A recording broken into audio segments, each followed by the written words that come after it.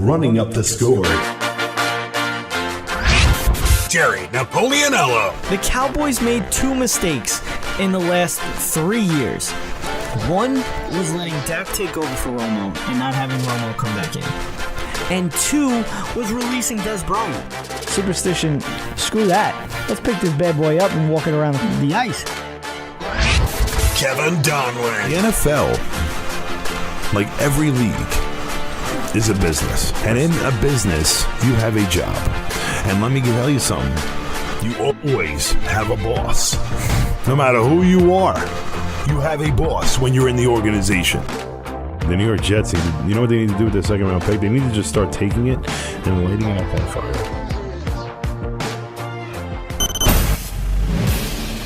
This is Running Up the Score, your one-stop spot for all things sports.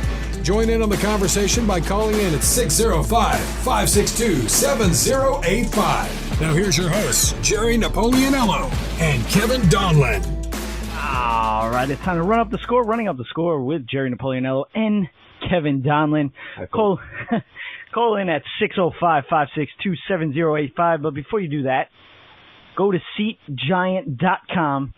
Type in RUTS Sports for a discount on your tickets for anything. So it's divisional week. We had 2 games yesterday. We have 2 games today.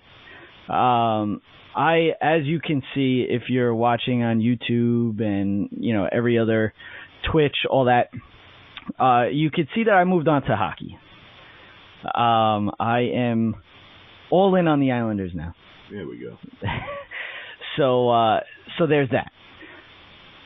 Rough game yesterday, but we'll get into that second because we're going to go into the way the games went yesterday. So the first game up was Kansas City and the Indianapolis Colts in a snowy type of cold game.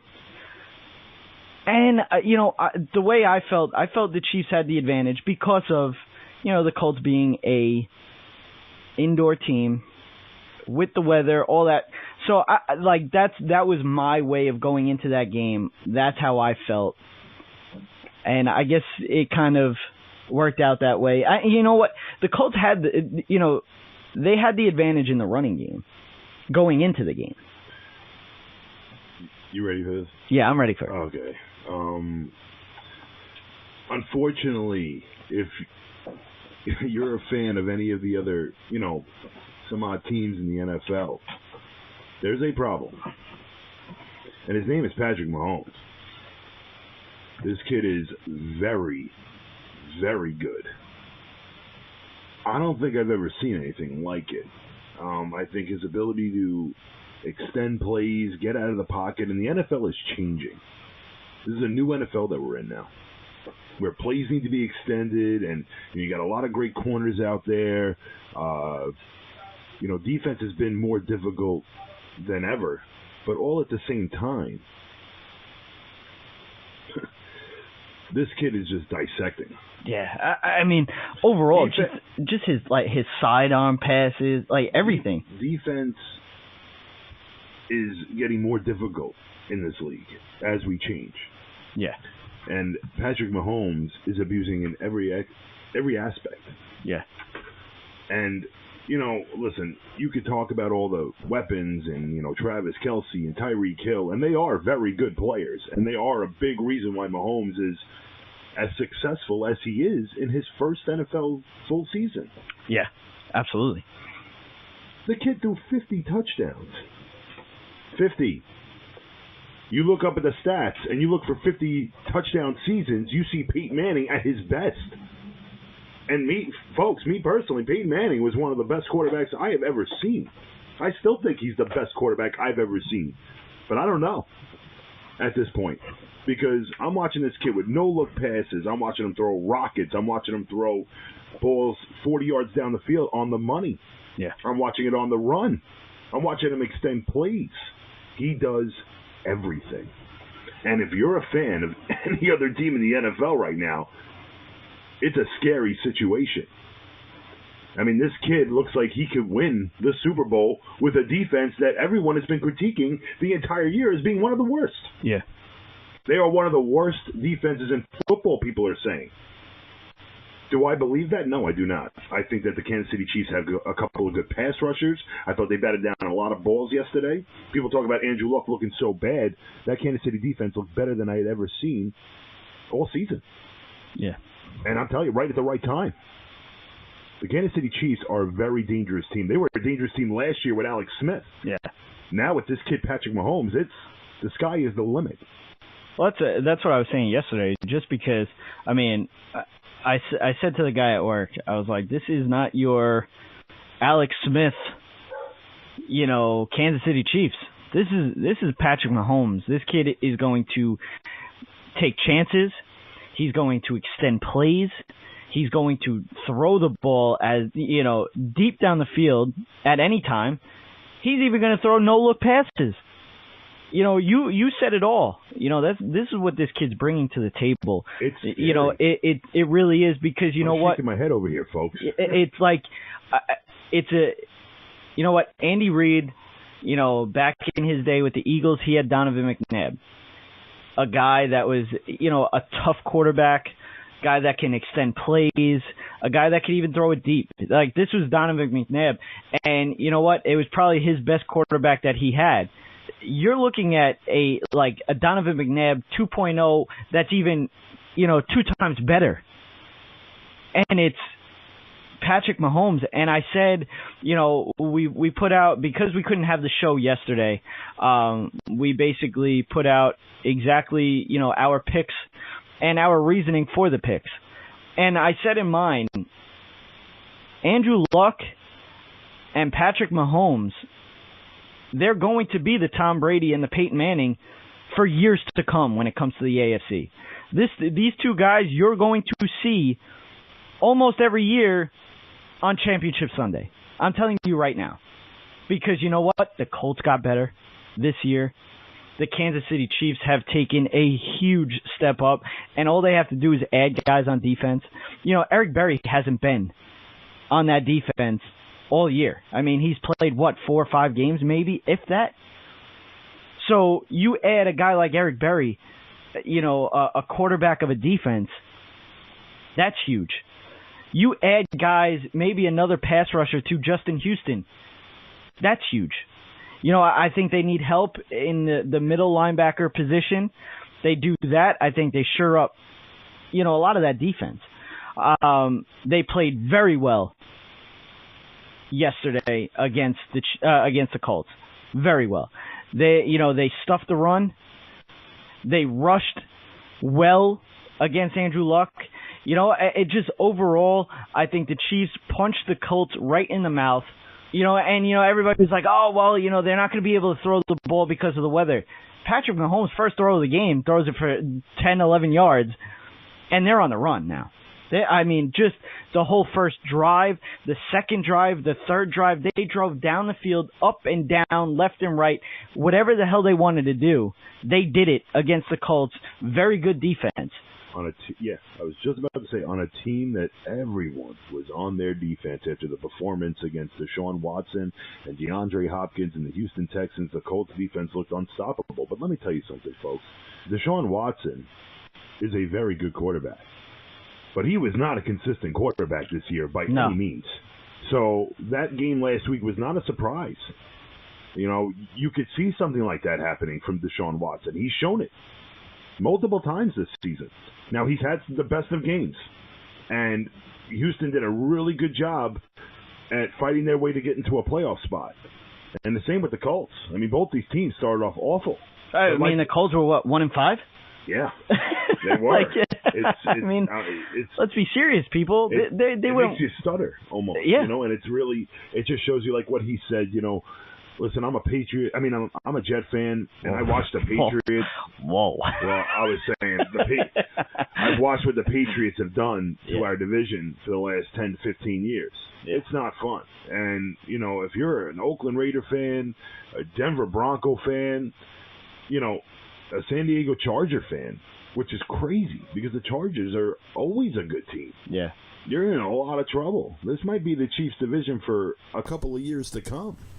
Absolutely. And that's what the scary thing about this is right now. And you don't want to admit it, but this is going to be tough because the Super Bowl is always going to be coming through Kansas City for a very long time. Yeah. Barring an injury, in which I don't want to see this kid get hurt because the kid is unbelievable. He is so good. He's a privilege to watch. Yeah. He's fun to watch. It's amazing the stuff he could do on the field. I've never talked people up like this. I really don't, especially a young kid that has a lot to learn, I still feel. But I think he knows a lot right now. I think, that year behind Alex Smith, and Alex Smith's a very knowledgeable quarterback. He's been there. That's the guy you want teaching. Yeah. What happens from here is that if you're a fan of any other team, like I've said, it's scary. A scary situation. It's going to come through there in the AFC. Yeah. I mean, just, overall, these teams in the playoffs, most of them are young teams. Most of them. I mean, if you look at every team that played yesterday, the 4 teams that played yesterday, the Cowboys have a team that the first time in 31 years that they have every starter start a playoff game that is under the age of 30. So they're a young team. You have the Rams, who have Jared Goff under the helm. They have Todd Gurley. Even their coach is 33 years old. You have the Colts, Andrew Luck. T.Y. Hilton's, towards the end-ish of his career. But you look at the team around him. You have, the Rookie of the Year, Defensive Rookie of the Year, most likely, in Leonard, their linebacker. You have a very young defense. You have a very young offense. I think overall, because you look at Marlon Mack. I mean, that guy came out of nowhere for the Colts. So you look at the Kansas City Chiefs, and you see Patrick Mahomes, who's, 22? These teams are going to be around. You're going to see a lot of these teams a lot in the playoffs. And then you go to today, and you're looking at an older kind of, actually, now that I'm thinking about it, it's kind of weird how that all worked out. Yeah. Because if you look at it, you have Drew Brees, you have Tom Brady, you have Phillip Rivers. Wow, I actually just stepped into something. And you have Nick Foles. He's up there too. Yeah. He's been in the league for a while, Nick Foles. So and you know what? I think the biggest, the most interesting storyline that can come out of today,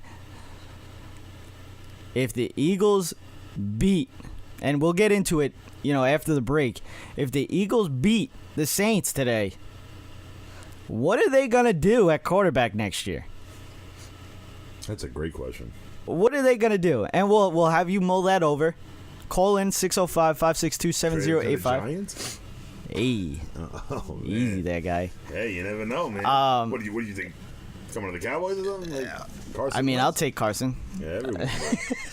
Everyone would take But, overall, I thought the Chiefs really punched the Colts in the mouth.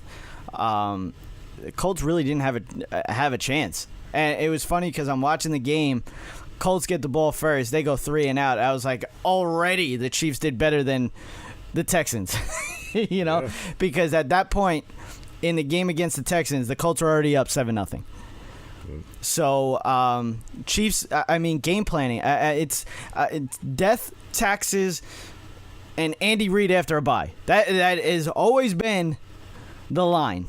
Even when he was with the Eagles. The guy is unbelievable after a bye. He showed it again after a dominating performance the Colts had against the Texans. A dominating performance they had in weeks, 16, 15 against the Cowboys. They were on the upswing, and the Chiefs totally knocked them off the pedestal. And the Chiefs are moving on to Championship Sunday. Then we go on to the Saturday night game. The Cowboys against the Rams, which was kind of a home game away from home for the Dallas Cowboys. They have a training camp. If you didn't know, they have training camp in Oxnard, California, which is very close to where the Coliseum is. So there was a lot of Cowboy fans there. There was a lot of Cowboys fans, but you know what? There was a lot of Rams fans. I mean, obviously they're home, but it was loud both sides, and I don't think, the crowd was not a factor in this. There was not a factor in this game. I thought the referees were a factor, but I'm not even going to go further into that because I'm just going to get upset. So, overall, I have not seen a performance like that the Cowboys showed on defense. With a very good defense. I have not seen a performance like that in a very long time. You can give the non-credit to people, and you can also give the credit to some people. And when I watched that game, I watched these Dallas defenders like Lawrence and Van Der Esch, yeah. These guys were dominant. Sean Lee, obviously in the lineup as well. I mean, this is what Dallas fans were waiting for everyone to be ready to go, healthy. That pass rush going in was supposed to be effective. 275 rushing yards for the Los Angeles Rams. How do you expect Van Der Esch, Lawrence to go after the quarterback when a team's running the football like that? That's why he makes a good point with it didn't matter what the crowd was doing at that point. Nah. It is unacceptable to ever give up 275 rushing yards, especially when half of those yards came to a running back that has been cut by these 3 previous teams. And his name's not Todd Gurley. And Gurley had 100 himself. It was just C.J. Anderson, who's so much fatter than he actually ever was. Yeah, I never seen anything like that. Right? I mean, the definition of a bowling ball. The way I looked at that game, first of all, I have to give all the credit to Sean McVay and that coaching staff. They had a game plan, and they ran it to a T. And you know what? The last play of that game that ended it, that run for Jared Goff, that was set up throughout the whole entire game. They set that up all game long. Oh, absolutely. Every single play. There was maybe 3 plays that did not have it. A wide receiver come in motion. If you watch the game tape, okay, that guy came in motion. I think he got the ball maybe twice in the game. It worked both times that he got the ball. But if you look, the side that he ran to, the linebacker or the defensive end, whoever was on that side, had to stop his rush. Every single time. He had to stop his rush to see what was going on. That gives you 3 options. 3 options when it comes to Jared Goff. You hand it off to the wide receiver that's coming in motion. You could hand it off to Todd Gurley or C.J. Anderson, and a lot of it was C.J. Anderson. Or you could pass the ball. Every single way, it worked in that game. The Cowboys did not see it coming. They did not make an adjustment. That was basically the MO for Jason Garrett. He does not make adjustments in game. He doesn't. And I've watched this team for as long as I lived, okay? I've been through the Quincy Carter days. I've been through the Drew Henson days, okay? I've been through the Troy Hambrick days, okay? I've seen this team as bad as it can get. But then I've seen this team as good as it can get. A lot of the times it's been under Jason Garrett, obviously, because the guy's been there for 10 years. Okay? I've seen 8-8 for most of those 10 years. This team under Jason Garrett, yes, he's a player's coach. We've had a player's coach, Wade Phillips. How did that work out? We went 13-3. We lost in the first playoff game that we played in. and watched our division rival win a Super Bowl. This team cannot get over the hump under Jason Garrett. And what is Jerry Jones going to do? Extend Jason Garrett. So we could just have mediocrity for the rest of our, organizational time probably until Jerry Jones dies. As sad as that can be. Jerry. Go ahead. I'm not saying Jerry, you. I mean, like, Jerry Jones. From being just a outside source of this football team and what I've seen out of Jerry Jones, he's very passionate. He wants to win. Absolutely. But he wants to win under his way. Exactly. And honestly, is Dez Bryant one of a premier names? 100%. Has anyone else signed Dez Bryant? There is a reason for that. And I think what Jerry Jones doing there was, and we're going back a couple years now, obviously, like he wants a precedent for this team. Yeah. He wants his team to show a certain, sort of just, I don't know, well respect, I guess is the best way to put it. Yeah. And for the Dallas Cowboys, that doesn't mean winning. Okay, and there are teams out there that have guys on their team that people just, are skeptical about, and just, obviously, what kind of demeanor do they bring into the locker room? What kind of distractions can they bring into a locker room? And Dez Bryant was one of those. Dez Bryant's not quiet. No. There are a lot of players like that in the league this year. One of them, mainly, is someone that I really want to get into, because once again, his antics continue to show, and it just shows that, we respect this guy, Sean McVay. But look at the players he's brought on. He has brought on Marcus Peters, Ndamukong Suh, and these are two of the most dirtiest players I've ever seen in the NFL. Ever. Yeah. Ever. And that's, personally, I feel like these days, especially with the league changing, they look into a lot more other things that people do, and they try to see whether or not a foul was worthy of, kick him out of the game. You see it a lot in college, Yeah. And those two players are just completely dirty. And it goes right back to Marcus Peters. Even at the end of that game, something was said. I don't know what was said, but something, of course, had to have been said. You got to remember, you're talking to a bunch of guys who just lost a game. Yeah. A game that cost them, if you think about it, $250,000. Yes. Because if you win a Super Bowl, there's your bonus. Yeah. Someone just lost $250,000, and you're going to go up to them and probably say something that probably isn't wise. Well, I mean, if you saw, first of all, Amari Cooper's probably the most quiet. Yes. So you had easy going. 100%. Yeah. So, what could have been said? I don't want to think about what could have been said, because honestly, I got better time. Yeah. I got better things to do with my time. Yeah. Than think about what even this man was even saying, or what he could have been doing on that field towards the end of the game, to even get a reaction out of Amari Cooper. But it just shows the kind of player he is. Yeah. And we all want to respect Sean McVay because he's gotten these guys together. Well, let me tell you, there's no room in the game for that. No. It shows a lack of unsportsmanship. And, you're winning. Go celebrate with your teammates. Go have fun. Even Aqib Talib, though.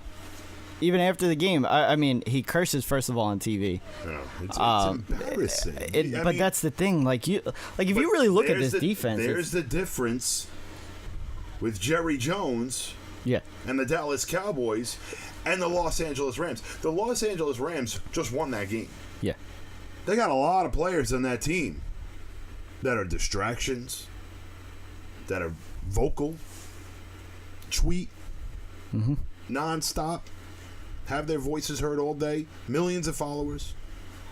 Because this is the kind of world we live in where social media dominates. Yeah. And this is what people care about and what they look at. And now you look at it and you see that Jerry Jones wants a certain, respect from his team. He doesn't want distractions, all this kind of stuff. But they're the ones going home. Yep. I mean, I could say what you want about the personality of Marcus Peters and Ndamukong Suh, because we've already seen it. I don't need to explain that to you people. Yeah. I really don't. But you see their play on the field, and that's what people care about. Even the Rams fans, they'll tell you. Some Rams fans will tell you, were they happy when someone like Ndamukong was signed to their team after they've seen the way he's played before in previous years? No, because he's a talented player. Yeah. I'm not taking away from Marcus Peters and Ndamukong. They are very talented players. That's always how it's going to be. I mean, that was the reason why the Cowboys signed Greg Hardy at the time. This guy was, accused of beating his girlfriend / wife, whatever the hell she was, throwing her on a bed full of guns and everything. Like, it doesn't matter. If you are a talented player, you are going to get a chance, no matter what. Just the cursing on TV, and like you said, it's like kids, listen, I'm a 30-year-old guy watching this game, Yeah. That's I see it. It's for me, it's not going to affect me in any way. But you got children watching this game. You got children that look up to you. And you're a professional athlete, and you need to act like it. Yeah. And absolute respect for all these players. They're very talented. They really are. All three of them. They're very talented players. But you can't act like that. Yeah. There's going to come a time, and I think I heard an announcer say it. He goes, eventually there's going to come a time where players are finally going to smarten up and stop acting like that on the field. I mean, you see the penalties and, just the impacts it has on a game. Absolutely. I mean, hits and just like pushing and shoving. I mean, what that whole thing with Amari Cooper, was that with Marcus Peters? Yeah, that was Marcus Peters in the back of the end zone. I mean, that right there could have cost the Rams the game if the Cowboys, and Jason Garrett was actually smart and that's the risk that you take with these guys. That's what I'm saying. It's. I understand what Jerry Jones is doing. He likes the respect. He looks at the Cowboys not as an NFL organization. He looks at it as a brand. I mean, that's exactly what he looks at it. He sells his own gear. He doesn't have the NFL. That's why, as a Cowboys fan, you go into Modell's, you go into, Dick's Sporting Goods, you go into any kind of sporting goods store, whatever it is. You never see a Dallas Cowboys labeled like piece of apparel on sale. When you look at it, obviously I live in New York, so I go into a store. You got Jets, you got Giants. This, buy one get one 50% off. This and that. You don't get that with the Cowboys because he owns his own. He owns his own brand, and he uses it as a brand. So he wants respectable players, and I know that he never was like that because when you look back at, his history. You got guys like Terrell Owens. You got guys like Greg Hardy. You got guys like Charles Haley, Deion Sanders. Guys that maybe ruffled a few feathers when it came to the NFL and sometimes the police. Okay, but you're looking at it now. I think it's more of, he wants to win on his own terms. And that's how Jerry Jones is. That's how he's always going to be. The guy is 80 years old. He's not going to stop now. Period. So we just got to hope that, when it comes that time, that Jerry Jones either isn't around or just isn't capable of owning this team anymore. That when Stephen Jones takes over, because that's going to happen. There's never not going to be a Jones owning the Dallas Cowboys. When Stephen Jones takes over, and we've seen it. We've seen it. The past couple of years when it came to the draft, because Johnny Manziel probably would have been a Cowboy if it wasn't for Stephen Jones. Stephen Jones is taking this team over little by little, and he's getting his thumbprint on it. I'm just hoping that. And he could be the one that has the say with these moves. And it's not to say that it's not right what the Dallas Cowboys are doing. It's just saying that there's a precedent. Yeah. And I respect it. I respect it, too. I just want to see a winning team. But, you hear the same thing from every team, though. Yeah. You've had other teams have the same problems. Yep. I've heard Giant fans say that the New York Giants signed nothing but well-respected players. Yeah. I mean, I've heard this, and... they do, just, and I like it. And the fan will take pride in that. Yeah. And a pride on the way their team acts on the field. And, it's just, there's a lot that comes into the game of football than just these guys hitting each other. There's a lot of pride with the teams that people root for. And it's supposed to be a fun environment. Yeah. And then when you got players cursing on the field, breaking other people's ankles, stepping on them on purpose, saying things that I don't even want to imagine on the field, there's just no room for it. And like I don't know what announcer it was, I don't remember, but he strictly just said one day there's going to be a time where this is all eliminated. You know what? And there's you have guys like that in the league, obviously. Eli Manning's one of them. Dak Prescott's one of them. You look at it, Russell Wilson. Then, like last week, if you watch the game against the Seattle Seahawks with the Cowboys, Frank Clark, the guy purposely tried to twist the ankle of Ezekiel Elliott after a play. They have it on tape. Also, I think the hit on Allen Hurns was dirty. Because, you know what? There was no reason to put all of your weight on that guy. There's no reason. I mean, we're trying to change that. That's why we see the stupid calls on the quarterback. But, I mean, the way that he did it, if you watch it, he has his hand inside the pads of Allen Hurns, and he literally just throws his body on top of him and pulls him down, snapping his ankle, obviously. We saw the gruesome, tape that his, foot was the other way. But, we kind of went off course here. The Rams beat the Cowboys fair and square. They ran it up, down, around to Dallas and back to L.A., through the Cowboys. The Rams deserve this. Sean McVay deserves this. For everybody that's saying that this guy is overrated, the guy's 33 years old. Let's be serious. He's been a coach for this is his second year as a head coach. I mean, his record shows what this guy can do. So, you know what? The Rams deserve it. The Cowboys don't. The Cowboys need to make changes, especially with their coaching staff. You know what? Make Chris Broussard the head coach then. Make him. The Jets looked at him. The Miami Dolphins looked at him. The Dolphins are hiring Flores now, from the linebackers coach from the New England Patriots. But we'll get into the coaching hires when we get back after the break. We'll have a bunch of that stuff that we got to talk about. The coaching hires. We're going to get into today's games. And even, one player that dons the black and yellow we'll get into as well. Again, SeatGiant.com. Type in RUTS Sports for discounts on your tickets to anything. But we'll be back after the break. You're listening to Running Up the Score. All Noise Radio. Powered by the Connecticut School of Broadcasting. All Noise Radio is an internet radio station that's fully produced by graduates of the Connecticut School of Broadcasting. From modern rock to old school hip hop, country to classical, news, talk, sports, and more. It's the noise you can't ignore. Log on to allnoiseradio.com. Fire up the station. Find out more about your favorite jocks. Get the latest CSB news and more.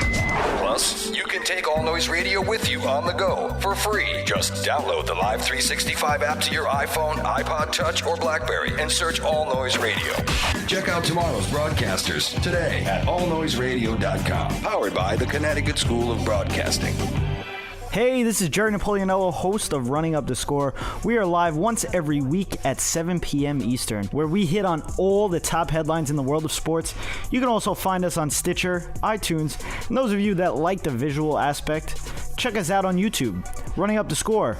We run up the score on Sports Radio. Cyberstation USA is the future of radio. Get your business into the online future at the world's largest internet radio station. From banner placement on our homepage to any of our broadcaster stages, commercials on our video player, audio spots on any of our shows, or at the beginning of any of our on-demand broadcasts. Cyberstation USA offers competitive rates with a worldwide reach. A fully integrated one-stop shop social media broadcast platform. For more information, please contact our sales department at Cameo at cyberstationusa.com. Follow the NFL this season on Running Up the Score.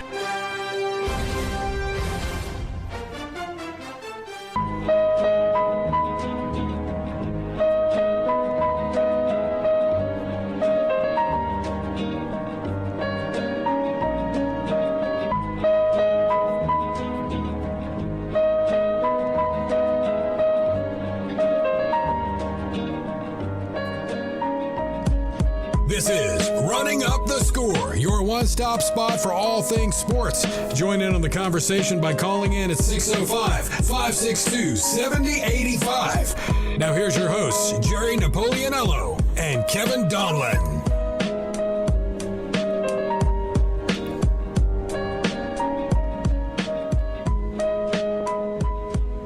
All right, we are back. Running Up the Score. rutsports.weebly.com. You can listen to our show now. You could listen to our previous shows. We haven't been as consistent. Hopefully from now on we can. You know, I'm not playing football, and we should be good. Yeah. You know, and it's going to be better, especially next week, because there's not going to be any games on Saturday, so we're not going to be missing anything by doing it Sunday morning. So SeatGiant.com, RUTS Sports, type it in. You get discounts on your tickets.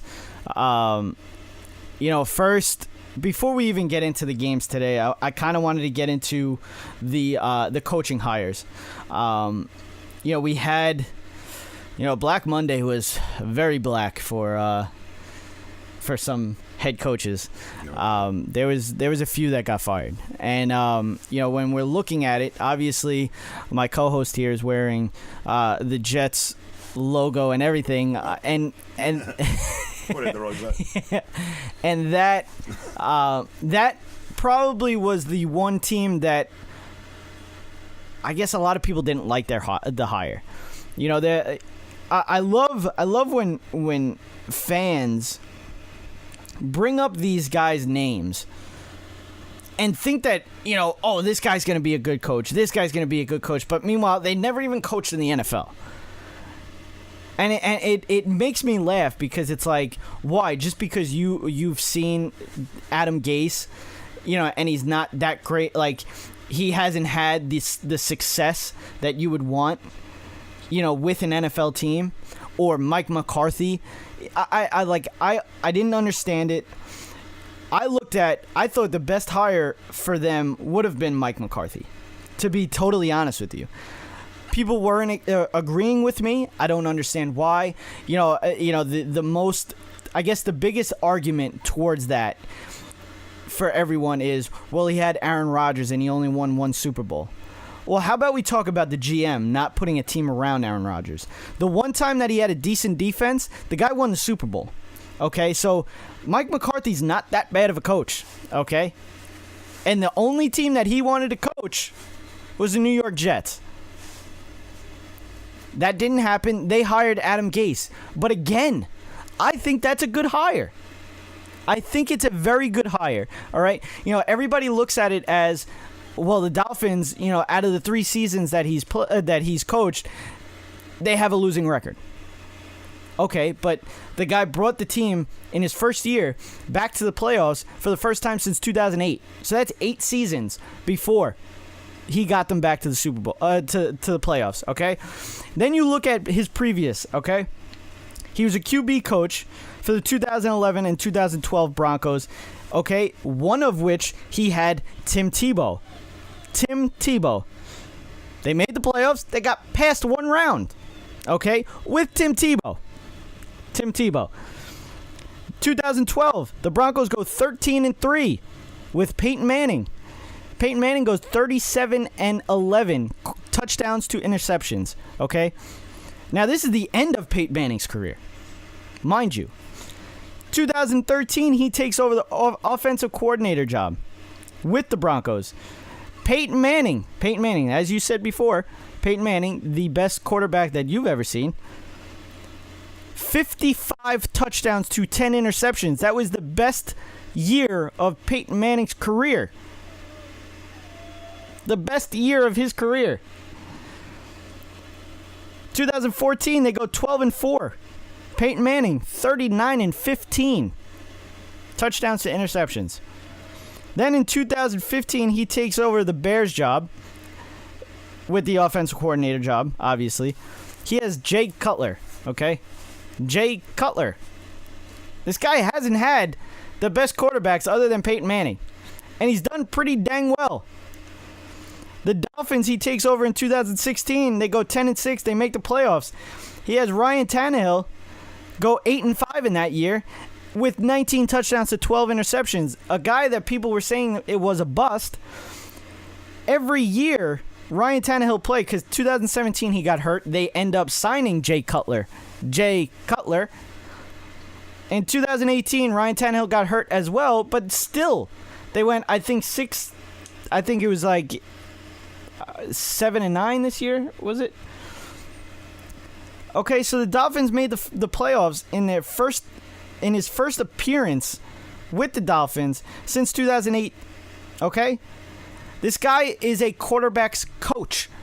Something that the Jets needed because they have a young quarterback that has all the tools to be a great quarterback. So I think this is a great hire for Sam Darnold, most importantly. Okay, the Jets have not been very good at fine-tuning a quarterback, as we know. So that was my way of looking at the Jets job. Now I'll take yours. Well, I agree. It comes down to the numbers you just said. Obviously, he's had a pretty good career, and I think the biggest problem that Adam Gase had was that he loved his quarterback too much. Yeah. And Ryan Tannehill is not a good quarterback. Now, you talk to any Jet fan and any coach we were bringing in, we wanted a guy who loves Sam Darnold. Yeah. Without there even being a question of it. So, I think this was a good hire for the New York Jets. I think Adam Gase is going to be just fine. You have to remember that the New York Jets, this season, the team that you watched on the field, was sitting there with over $100 million in cap. $100 million in cap. Yeah. Now, all you got to remember, that's $100 million more dollars being spent by other organizations all over, as opposed to us sitting at $100 million. And we had a lot of guys that, were trying to make the team, were fighting. So the competition level in that locker room was very, very good. I'll give credit to Todd Bowles where it's due. And it just found ways to win some games this year. Not that many. But even towards the end of the season, you looked at Sam Darnold playing better, and the defense was just getting lit up. Now, there's no question that the New York Jets need a pass rusher. And I'm hearing all this hype on Kyler Murray and all these quarterbacks and how someone might trade up to get one of these quarterbacks. And from a New York Jet fan perspective, that's exactly what we want. Yeah. We want a quarterback going high. And so does Adam Gase.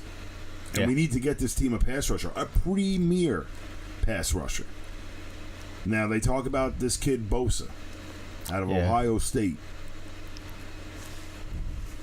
I think he's got to go number one, though. He's going to go number one, but I don't even want him. The injury risk is too dangerous for me.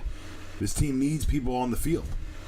We've dealt with injuries. I think even I know they need a pass rusher, but even an interior, defensive lineman, maybe like the guy from Bama. Quinn Williams. Yes. Yeah, no. There's a lot of options. Because he's even shown that he can rush the quarterback, even from the inside position. So, I think anywhere on that defensive line, I think the Jets can take. Even they can use a linebacker too. It's something that if you really look at, even an offensive lineman, they definitely could use. Because you go back to the Jets when they had Mark Sanchez and they were, they made the AFC Championship 2 years in a row. Mm-hmm.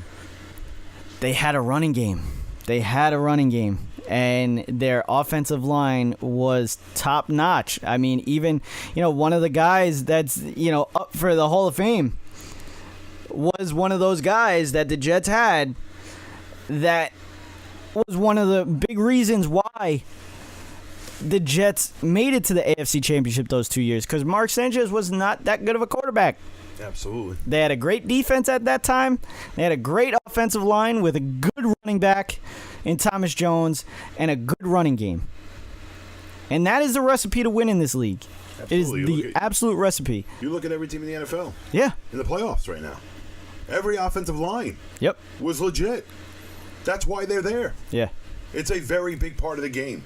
Eli Manning's a two-time Super Bowl champion. They want to talk about how he's ready to retire. Yeah. But what Phillip Rivers isn't?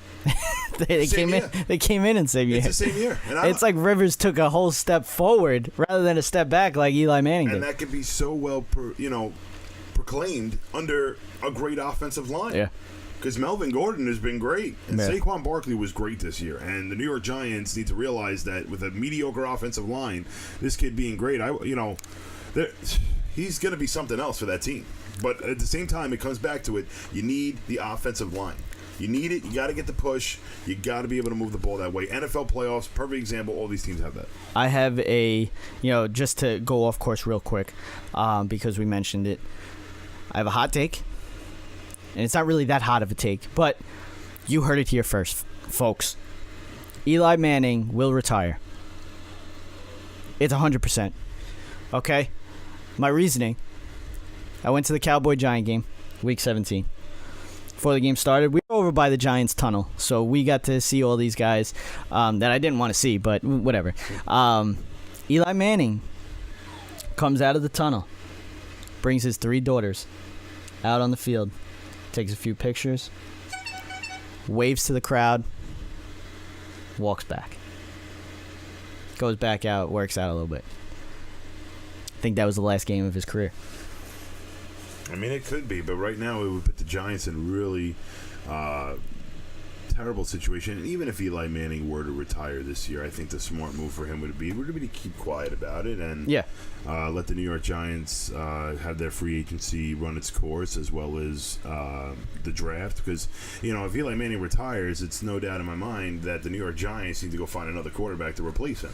Yeah, So everybody's talking about Dwayne Haskins, though. Yeah, but see, that's the thing. Can Haskins get drafted before them? It really comes down to it, and they wouldn't want a big red light saying, "Hey, we want this guy," because then other teams can use that to their advantage. You look at Arizona, and Arizona obviously hired Cliff Kingsbury.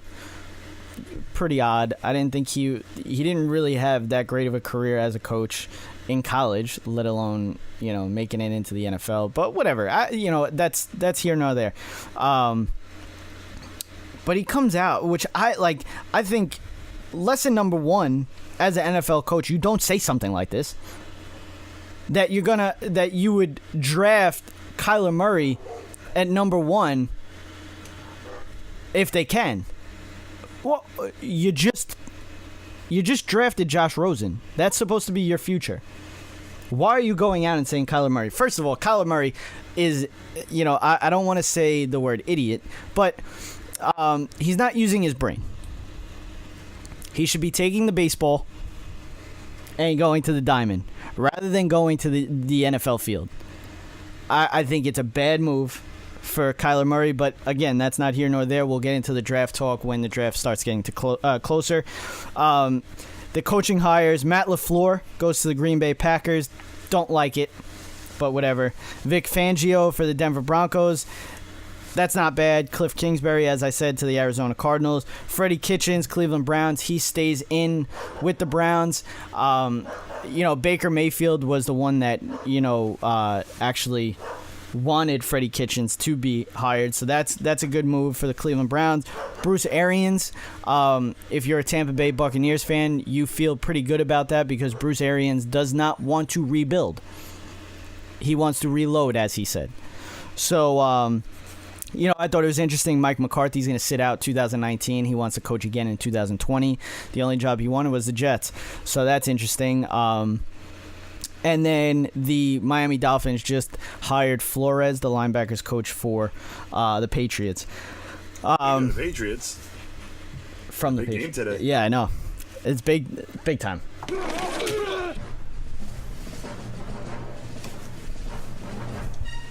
Running up the score, picks and predictions for the divisional round. Okay, so we got 2 games today. One in about little more than an hour. Okay, Tony Romo, Jim Nantz on the mic for this one. we got the Patriots hosting the Los Angeles Chargers. A lot of people like the Chargers in this game. And I join them. I don't. I think the Chargers have a great opportunity in this game. I think they have more of a complete team. I think their pass rusher should be able to give Tom Brady a very hard time. And it's going to be brutal to watch for a Patriot fan. I mean, and everyone's going to blame Brady for this, but at the same time, I don't, it's not his fault. This is a mean pass rusher the San Diego Chargers defense has. They're a very well-rounded team. There's really no doubt in my mind that that's going to be a big problem. Melvin Ingram, Joey Bosa, they're going to cause havoc. And do the Patriots have that back in return for Phillip Rivers? That'll be questionable. Yeah. So, I mean, personally, there's no doubt. Being a Jet fan, always a little biased, there's no doubt. But the San Diego Chargers have a very good opportunity to win a game in New England. This is the fourth postseason meeting between the teams and the third career playoff matchup between the Chargers quarterback Phillip Rivers and New England quarterback Tom Brady, with the Patriots winning each of their first two postseason meetings. They were close games, although New England leads the all-time series 24-15-2, including the playoffs, and has won each of the past four games. The Chargers defeated the Ravens 23-17 last week to advance to the divisional round. Melvin Gordon rushed for a touchdown, and rookie kicker Michael Bagley converted 5 field goals, the most made field goals in a single postseason game since 2016 with Chris Boswell of the Pittsburgh Steelers. The Patriots won the AFC East division title for the 10th consecutive season. Okay, the 10th consecutive season. But I'm going with the Patriots in this one. I have to. They're home. It's Tom Brady. I don't care how old he is. I don't care how bad they look this season. It's still the Patriots. It's still Tom Brady. I'm not sold on the Los Angeles Chargers. I'm not. And I think that the Patriots, take this game, and I think they win it pretty handily, to be honest with you. So I'm going with the Patriots. Wow, yeah. I understand the home game thing. This is something very similar to what I was saying with the Rams, and it makes sense. I mean, this is going to be a tough environment for the San Diego Chargers. Especially you have a warm team and a team that plays out in the cold. You can't say dome but it's Phillip Rivers has been in the California area. I just think the Chargers have a lot of weapons. I think they do. Eckler is emerging. I think they're going to have a nice two-back set. I don't think their running game will skip a beat. I personally think the running game is going to be an advantage of the Chargers. And you know me, man. You win that turnover battle and you win the rushing game battle, you're going to win the game. Absolutely. It's always come down to that. Yep. So we move on to the next one. 4:40 start, which is going to turn into probably like a 4:45, 4:50 kind of start. The Philadelphia Eagles are heading to New Orleans. They're going down to the Bayou. All right? Good luck. Going up against Drew Brees and the number 1 seed, New Orleans Saints. Funny thing, about this. The last time the Saints won the Super Bowl was, I think, 2009, I want to say. I believe. It was around that time. They went 13-3 this year. They went 13-3. Their losses were the same teams that year and this year. Coincidence? I think not. I'm going Saints. Big time. Ends the talk of Nick Foles being the quarterback. Carson Wentz will be the quarterback next year. Nick Foles will be shot out to somebody else. There's a couple of teams out there looking for a quarterback, even maybe a bridge quarterback, because I think that's what Nick Foles is going to be. I think my bold prediction, Brees throws for 4 touchdowns. The New Orleans Saints win this big by at least 20. And Nick Foles is sent out next season. And Carson Wentz is your opening day starter for the Philadelphia Eagles. And everybody stops this talk of back-to-back with Nick Foles. Get out of here. I think that even last year, if the New Orleans Saints would have played Philly even in that NFC Championship as opposed to Minnesota, I think the Saints would have won last year as well. That's how confident I am with the Saints today. I think I'm just almost as confident as this guy in his 20-point win. Yeah. Yeah. I definitely think the Saints can win this game with ease. You got to, that Philly secondary has been porous at times, and nobody else abuses that more than Drew Brees, Michael Thomas, Kamara, Ingram. There's a lot of weapons for the Saints. It's just going to be a difficult day for Philly, and being on the road, that environment's going to be hostile. I know Philadelphia fans are going to find their way there, but that's going to be dominant with Saints fans. Yeah. They're a very passionate team. So, yeah, no doubt. I think it's going to be the New Orleans Saints NFC Championship against the Los Angeles Rams, and it's going to be in New Orleans. It's crazy. And you know what? New Orleans Saints are my Super Bowl pick. Also, just because I want to see Des Bryant get a ring. That'd be nice. The guy didn't even play a game for the Saints, but he'll get a ring. He had a quarter of a practice, though. I promise that. Yeah. And one hell of a tear. Yeah, man. It's unfortunate, but I think the Saints, obviously just have the weapons. They have everything. They really have the weapons, and that defense has been playing better and better as the weeks have progressed. Alvin Kamara is going for 125 today. There you go. Ingram bruised for another 60. But before we get out of here, really, I want to talk about one guy in particular, and I teased it earlier. Antonio Brown. Okay. Now, this is where, I don't agree with what he's doing. I don't agree what he did, where he just didn't show up to practice, left practice, didn't call the coach until the Sunday, then shows up to the game. You quit on your team. Okay, that's basically what it is. You did that. But I don't like, and this goes even to the Baseball Hall of Fame as well, I don't like these writers. These writers feel like they're, so entitled that, you can basically put this guy's off-field woes, I guess you could say, or the type of person that he is, and put it against him when this has nothing to do with it. Okay, Peter King takes Antonio Brown off the All-Pro list, for the vote, because of the situation with the Steelers.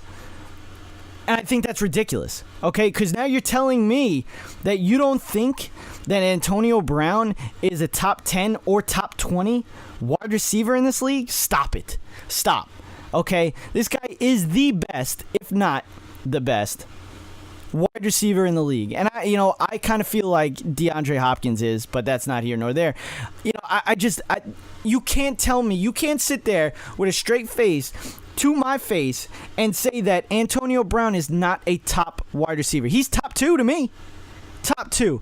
And you know what? These writers have to stop with this crap of, using off-field or the type of person that they are and putting it against them, okay? Because the All-Pro list is for what you did on the field, not off the field. The Hall of Fame is what you did on the field, not off the field, okay? And I think that the writers have to stop and get over themselves, okay, with this crap. Okay, so Peter King has to really, get off his high horse and really just stop being an idiot. That's basically what these writers are. Because you know what? The fact that Terrell Owens had to wait a year or 2 years to even get into the Hall of Fame, that's stupid. That's stupid. Okay? So it all fits in here when it comes to writers and Hall of Fame, All Pros, whatever. So I had to go on a little bit of a rant because this has been bugging me since this happened, since he said that. Well, the only thing when it comes to the Jets, honestly, I think everyone's talking about Antonio Brown being a cancer in the locker room. That team's had a winning way for a couple of years now, and whether you want to put the all the credit to Ben Roethlisberger or Antonio Brown or that defense, and Mike Tomlin. To say Mike Tomlin lost his team is not true. An at understatement. all. I think. Well, I mean, I don't think it's true. To be honest with you, I just think this is Antonio Brown, Ben Roethlisberger having a rift, and Antonio wants out. Yeah. Obviously, I mean, there's a new sheriff in town with Smith-Schuster, and I think Antonio Brown feels like this is the right time to get myself out of Pittsburgh and let's just say, keep my career going somewhere else for the later part. Every receiver does it. Yeah. I mean, let's just say that it's going to be ugly for the Pittsburgh Steelers because you're going to lose Le'Veon Bell and you're going to lose Antonio Brown, arguably your two best players. They're not going to get much in return. The teams will not be offering a lot for Antonio Brown. I think they at least get situation, and it's open. And I think they at least get a 1 for both. 1. I think. Le'Veon Bell's leaving. That's free agency. Well, yeah, that too. They're not getting. Well, I think you're at least getting a 1. It's going to be tough, but I think they're going to get a win. Yeah, but get a 1. 30-year-old receiver. No, it's 31, right? Isn't he?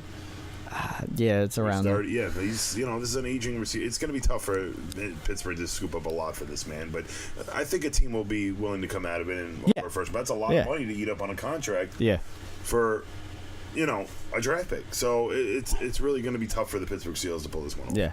Hall of Fame finalists were named Tony Gonzalez, Isaac Bruce. Agree. Ed Reed. Agree. Edrin James. Agree. Steve Atwater. Mm-hmm. Champ Bailey. Yep. Ty Law. Wow. John Lynch. Nice. Tony Baselli. Nice. Steve Hutchinson. Yep. Alan Faneca. That's the guy I was talking about. Yep. Kevin Mawai. Another one. Richard Seymour. Yep. Don Coryell. Tom Flores. Yep. Okay, now all of these are definitely, they deserve a shot at the Hall of Fame. You know what bugs me though about this is about, let's say 1, 2, 3, 4, 5, 6, 7, 8, 9, 10, 11, say 12, actually 13. Okay, we've watched all of these guys' full careers. Yep. It's starting to get scary. We're getting old. We're getting very old. Okay, you're 30. I'm 28. It's getting to the point where it's like, what are we doing with our lives? Dak Prescott's 23 years old, and he's the quarterback of the Dallas Cowboys making millions of dollars, and I'm over here talking about him making nothing. So, it's just, I'd be happy to see any one of these guys or all of them get into the Hall of Fame. Agreed. Another big news. John Jones come back clean. No PEDs. That a boy. He's back. Yep. He's back. The best fighter in the UFC. I'm excited to see him fight. Yep. It's got to be Daniel Cormier. It's got to be that fight. Everyone Did we talk about we haven't seen each other since New Year's Eve, like before New Year's Eve. So I hope everybody had a very good New Year's. I had press passes to the PFL, Professional Fighters League. That was awesome. I got right up there. And I thought that was awesome. I'm hoping, because we have this relationship with, if you're watching our show on the website, goflavorgo.tv. So that's, it's a nice relationship. He gave me press passes to this. Hopefully we'll be able to, get some more, and, possibly other stuff as well. They're trying to get some pay-per-view stuff going on with the PFL. So, I thought that was a whole, awesome experience. If it wasn't around that time, I would have been able to go to the weigh-ins, the press conferences, and all that stuff. But I had other things going on at the time, so I only got to go to the event. And I thought it was awesome. It was a fun experience. Press passes to an MMA fight, so that was awesome. And you're going to the Islander game today. Yeah. Islanders took a tough loss yesterday to the Rangers. And now they get to play the best team in hockey. Yeah. Plus 60 goal differential. Yeah. Can't wait. And Grice is in net. Of course so he is. But the Islanders, as I said, I'm back. I missed the Coliseum. I'm back. Now it's all Lakers and Islanders. Lakers are, having a tough stint without LeBron James, but we'll be in the playoffs. The Islanders will be in the playoffs. I'll have all 4 of my teams make the playoffs in 2018. Thank you. But I'm not even close to but I thought this we'll be back next week. Definitely be back next week. He'll be back. We'll be talking about Championship Sunday, and the Super Bowl's coming up soon, very, very quick. And that will do it. I'm very, very sad to be a Dallas Cowboys fan, but I should be used to it now. By now, I mean I should be used to it. We haven't sniffed the NFC Championship game in over 24 years. Okay, 24 years. That's about 90% of my life. Okay, there you go. Garbage. But that will do it for today. Again, SeatGiant.com, RUTS Sports. Save on tickets. Go to Go Flavor Go TV. Check them out. We have a nice relationship with them.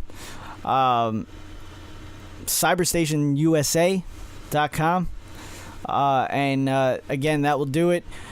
Check us out on Instagram, RUTS Sports. Check us out on our website, rutsports.weebly.com. And I think that's it. Twitter, RUTS Sports as well. And that will do it for Running Up the Score. I'm Jerry. I'm Kevin. Be easy. Be breezy. And it is all over! You've been listening to Running Up the Score. We run up the score on Sports Radio.